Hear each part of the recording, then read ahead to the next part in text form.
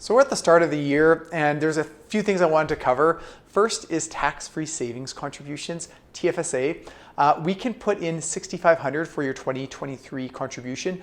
That's a $500 increase for what last year's limit was. And so this is great news. And there's a couple different ways you can make the contribution. One is from savings, if you've got savings in your bank account. The second is if you've got a non-registered investment portfolio, you can do an in-kind contribution. So you can move money from your non-registered account into your TFSA. It's a great way to get money working for you tax-free. Second thing is the RSP contribution, Registered Retirement Savings Plan. We can make a contribution up until March 1st to reduce your 2022 income.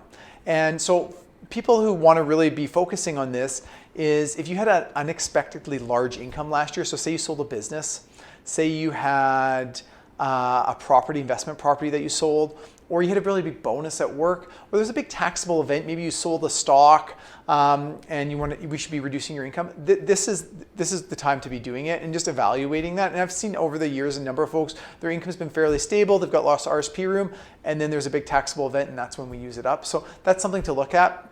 Let's just take a look at the year in review and what's kind of going forward. Last year was a tough year in the markets.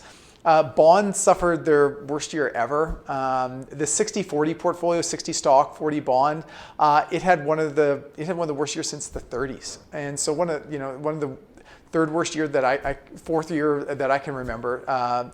And so it was a tough year last year. And so looking forward, say, well, what do we do? Oftentimes really good years follow really poor years. And so when things look the worst, that's often the best time to invest. And if we look at where we are right now, there's some issues out there, right? We've got a slowing economy. We're heading into a recession. We've got inflation at decades high. And we've got a lot of our workforce retiring, our baby boomers retiring. But there are some positive signs. Inflation looks to have peaked. We've got a workforce that is working and earning good money. And so there's a number of things going on. And so my advice for you would be to hold a diversified portfolio. Have a portfolio. Don't load up. Say, hey, tech's down. Let's jump into tech. Or oil's done really well last year. Let's jump into oil. No, I think just having a really diversified portfolio is a good way to go.